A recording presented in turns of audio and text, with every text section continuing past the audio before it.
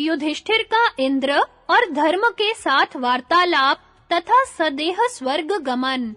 वैशंपायन जी कहते हैं, जन्मेजय तदनंतर आकाश और पृथ्वी को प्रतिध्वनित करते हुए देवराज इंद्र रथ लिए वहां आ पहुंचे और युधिष्ठिर से बोले, कुंती नंदन, तुम इस रथ पर सवार हो जाओ।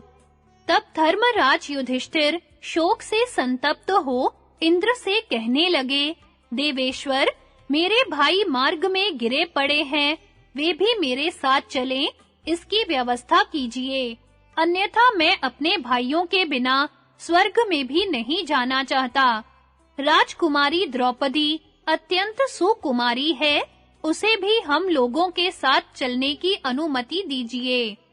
इंद्र ने कहा, भरत श्रेष्ठ, तुम्हारे सभी भाई तुमसे पहले ही स्वर्ग में पहुंच चुके हैं, उनके साथ द्रौपदी भी है। वहां चलने पर वे सब तुम्हें मिलेंगे, अतः उनके लिए शोक न करो।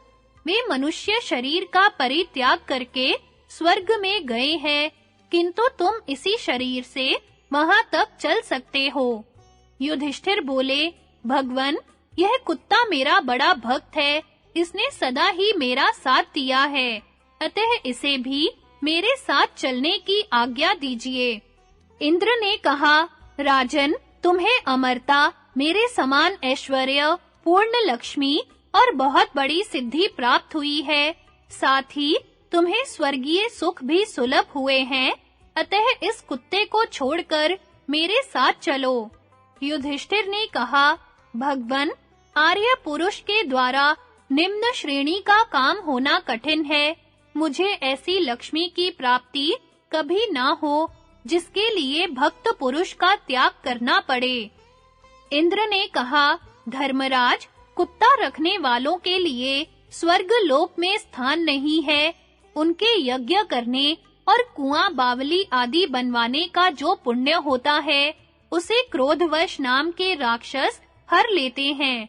इस कुत्ते को छोड़ दो, ऐसा करने में कोई निर्दयता नहीं है। युधिष्ठिर ने कहा, महेंद्र, भक्त का त्याग करने से जो पाप होता है, उसका कभी अंत नहीं होता। संसार में वह ब्रह्म हत्या के समान माना गया है, अतः मैं अपने सुख के लिए कभी किसी तरह भी इस कुत्ते का त्याग नहीं कर सकता। जो डरा हुआ हो, भक्त हो, मेरा दूसरा कोई सहारा नहीं है, ऐसा कहते हुए शरण में आया हो, अपनी रक्षा में असमर्थ, दुर्बल हो और अपने प्राण बचाना चाहता हो, ऐसे पुरुष को प्राण जाने पर भी मैं नहीं छोड़ सकता। यह मेरा सदा का व्रत है। इंद्र ने कहा, वीरवर, मनुष्य जो कुछ दान, स्वाध्याय अथवा हवन आदि पुण्य कर्म करता है, उस पर यदि कुत्ते की दृष्टि भी पड़ जाए, तो उसके फल को क्रोधवश नाम के राक्षस हर ले जाते हैं। इसलिए इस कुत्ते का त्याग कर दो।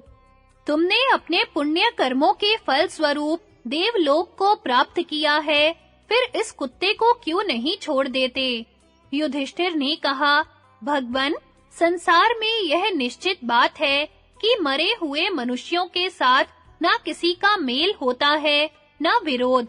द्रौपदी तथा अपने भाइयों को जीवित करना मेरे वश की बात नहीं है, अतः मर जाने पर उनका मैंने त्याग किया है, जीवितावस्था में नहीं। शरण में आए हुए को भय देना, स्त्री का वध करना, ब्राह्मण का धन लूटना और मित्रों के साथ द्रोह करना, ये चार अधर्म एक ओर और भक्त का त्याग दूसरी ओर हो, तो मेरी समझ में यह अकेला ही उन चारों के बराबर है। वैशंपायन जी कहते हैं, जन्मेजय, धर्म स्वरूपी भगवान धर्मराज युधिष्ठिर की बात सुनकर बहुत प्रसन्न हुए और अपने मधुर वचनों में बोले, राजेंद्र, तुमने अपने सदाचार, बुद्धि और संपूर्ण प्राणियों के प्रति होने वाली इस दया के कारण अपने पिता का नाम उज्जवल किया है। बेटा, एक बार पहले मैंने द्वैत वन में भी तुम्हारी परीक्षा की थी, जबकि तुम्हारे सभी भाई पानी लाने के लिए जाकर मारे गए थे। उस समय तुमने कुंती और माद्री दोनों माताओं में समानता की इच्छा रखकर अपने सगे भाई भीम और अर्जुन को छोड़ केवल नकुल को जीवित करना चाहा था। इस समय भी यह कुत्ता मेरा भक्त है, ऐसा सोचकर तुमने इंद्र के रथ का भी परित्याग कर दिया है। इसलिए तुम्हें अपने इसी शरीर से अक्षय लोकों की प्राप्ति हुई है। यों कहकर धर्म, इंद्र, मरुदगण, अश्विनी कुमार, देवता और देव ऋषियों ने पांडुनंदन युधिष्ठिर को रथ में बिठाया और स्वर्ग लोक को चल दिए। वे सब के सब अपनी इच्छा के अनुसार विचरने वाले, रजोगुण शून्य, पुण्यात्मा, पवित्र वाणी, बुद्धि एवं कर्म वाले तथा सिद्ध थे। इंद्र के रथ में बैठे हुए राजा युधिष्ठिर अपने तेज से पृथ्वी और आकाश को देदीप्यमान करते हुए बड़ी तेजी के साथ ऊपर की ओर जाने लगे। उस समय संपूर्ण लोकों का वृत्तांत जानने वाले, बोलने में कुशल तथा महान तपस्वी नारद जी ने देव मंडल में स्थित होकर उच्च स्वर से कहा, जितने राज ऋषि स्वर्ग में आए हैं वे सभी यहाँ उपस्थित हैं, किंतु कुरु राज युधिष्ठिर अपने सुयश से उन सबकी कीर्ति को आच्छादित करके विराजमान हो रहे हैं। अपने यश, तेज और सदाचार रूप संपत्ति से तीनों लोकों को आवृत करके अपने भौतिक शरीर से स्वर्ग लोक में आने का सौभाग्य पांडुनंदन युधिष्ठिर के सिवा और किसी राजा को भी प्राप्त हुआ हो, ऐसा मैंने कभी नहीं सुना है। युधिष्ठिर, पृथ्वी पर रहते हुए तुमने आकाश में नक्षत्र और ताराओं के रूप में जितने तेज देखे हैं, वे ही ये देवताओं के हजारों लोक हैं, इनकी ओर देखो। नारद जी की बात सुनकर राजा युधिष्ठिर ने देवताओं तथा अपने पक्ष के राजाओं की अनुमति लेकर कहा, मेरे भाइयों को जो भी स्थान प्राप्त हुआ हो, उसी को मैं भी पाना चाहता हूँ। उनके ऐसा कहने पर इंद्र ने कोमल वाणी में कहा, महाराज, तुम अपने शुभ कर्मों द्वारा प्राप्त हुए इस स्वर्ग लोक में निवास करो। तुम्हें वह उत्तम सिद्धि प्राप्त हुई है जो दूसरे मनुष्य के लिए दुर्लभ है। तुम्हारे भाइयों को ऐसा स्थान नहीं प्राप्त है।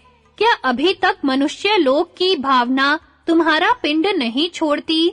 देवेंद्र की ऐसी बातें सुनकर युधिष्ठिर ने फिर कहा, देवराज, अपने भाइयों के बिना मुझे यहाँ रहने का उत्साह नहीं होता।